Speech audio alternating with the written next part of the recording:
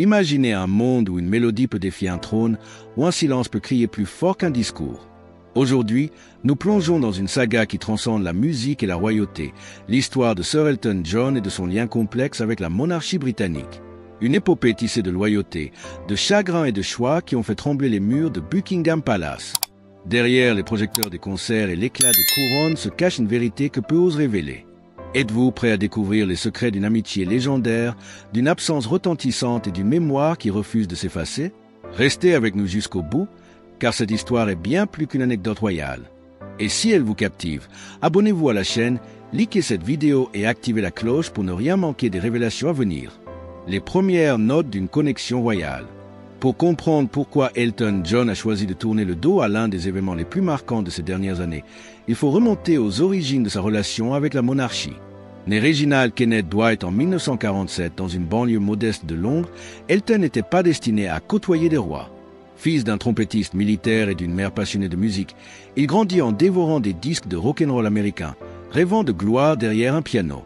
Mais le destin en a décidé autrement. Dans les années 1970, alors que sa carrière explosait avec des tubes comme Your Song et Rocketman, une invitation inattendue changea tout. La princesse Margaret, sœur rebelle de la reine Elisabeth II, l'invita à dîner au palais de Kensington. Sous les lustres scintillants, entouré de portraits royaux, Elton se sentit comme un intrus dans un monde de velours et de protocole. Ce soir-là, pourtant, marqua le début d'un lien étrange et délicat entre une icône pop et une lignée millénaire. Mais comment un garçon de Pinay s'est-il retrouvé à danser avec des princesses? Restez avec nous pour le découvrir et n'oubliez pas de liker pour soutenir ces récits uniques. Danser avec la reine. En 1981, Elton fut convié à une soirée qui allait graver son nom dans les annales royales, le 21e anniversaire du prince Andrew au château de Windsor. Attendant une réception guindée, il découvrit une fête disco endiablée. La reine Elisabeth II, sac à main en main, se balançait sur Rock Around the Clock. Elton dansa avec la princesse Anne, riant de l'absurdité de la scène. Dans ses mémoires, publiées en 2019, il confia avoir tenté de rester calme, mais intérieurement, il bouillonnait. Danser avec la souveraine était un conte de fées pour ce garçon qui avait grandi dans l'ombre. Pourtant, tout n'était pas rose.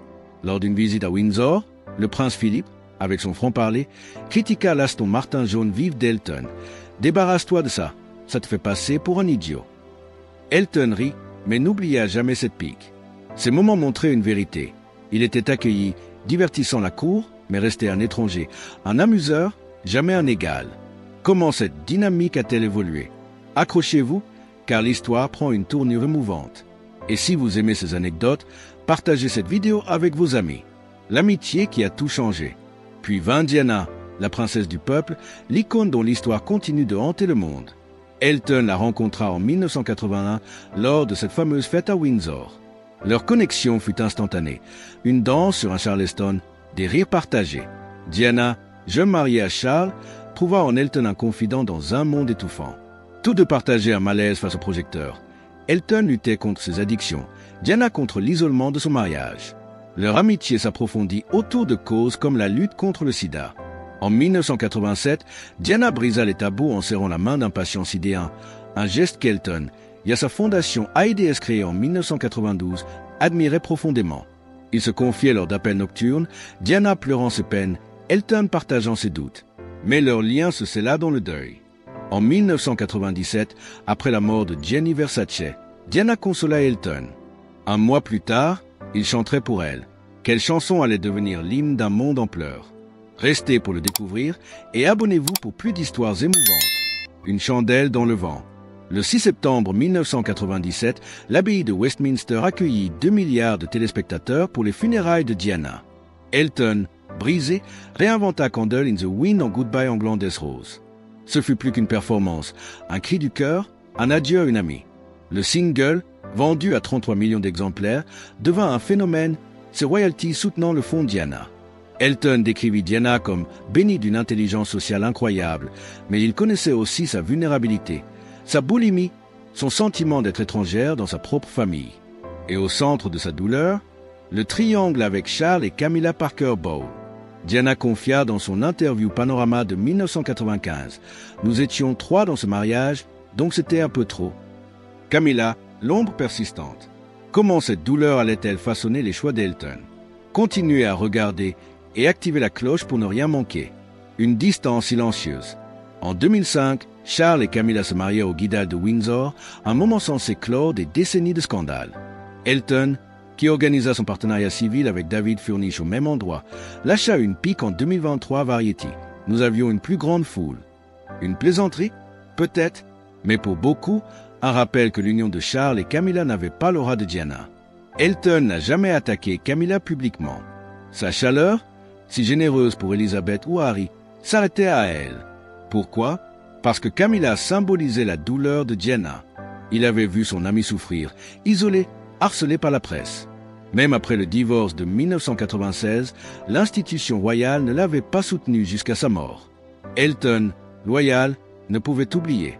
Mais comment cette loyauté allait-elle se manifester lors d'un moment clé? Restez avec nous et likez pour encourager ces récits profonds.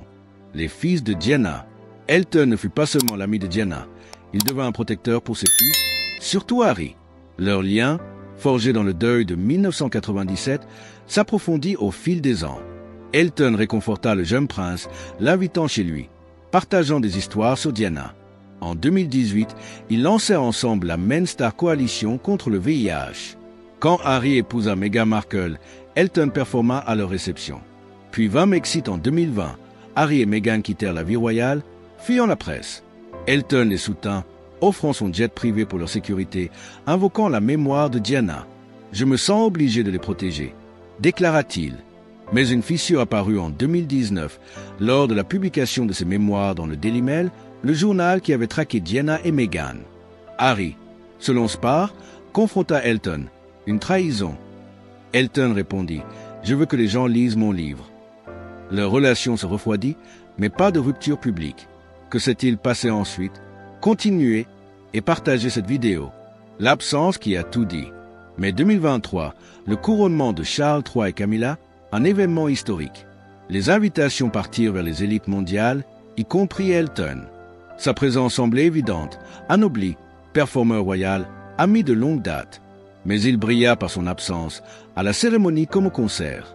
Officiellement, un conflit avec sa tournée d'adieu Farewell Yellow Brick Road, achevé en juillet 2023. Mais les initiés murmuraient autre chose. Assister signifiait endosser l'ascension de Camilla comme reine consort, un rôle que Diana n'avait pu pleinement embrasser. Pour Elton, c'était trahir une amie. Son absence eut un cri silencieux, plus fort qu'une interview. Les commentateurs royaux s'indignèrent, mais d'autres comprirent. C'était de la conscience, pas de la rancune. Pourquoi ce choix à 76 ans, après une carrière légendaire? Restez jusqu'à la fin et abonnez-vous pour plus de vérités cachées. Une loyauté intemporelle. À 76 ans en 2023, Elton venait d'annoncer la fin de ses tournées pour se consacrer à sa famille. Pourquoi risquer une controverse? Parce que la loyauté n'a pas de date d'expiration. Dans une interview, il évoqua Diana. Elle était vraie, vulnérable. Son silence au couronnement rappelait que certaines cicatrices ne guérissent pas. Camilla, malgré ses efforts pour des causes comme les violences domestiques, restait pour beaucoup le symbole d'un passé douloureux. Elton n'avait pas besoin de mots. Son absence parlait. Et si cela provoqua des remords palais, tant mieux. Car l'histoire de Diana n'est pas close. Elle vit dans ses gestes. Mais comment Elton a-t-il continué à défendre cette mémoire? Accrochez-vous et likez pour soutenir ces histoires. Un témoin du passé. L'histoire d'Elton va au-delà des palais.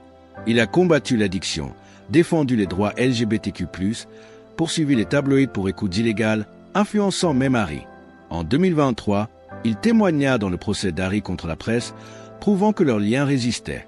En 2025, des rumeurs de réconciliation émergèrent après l'apparition d'Harry au documentaire d'Elton Never Too Late au TIFF.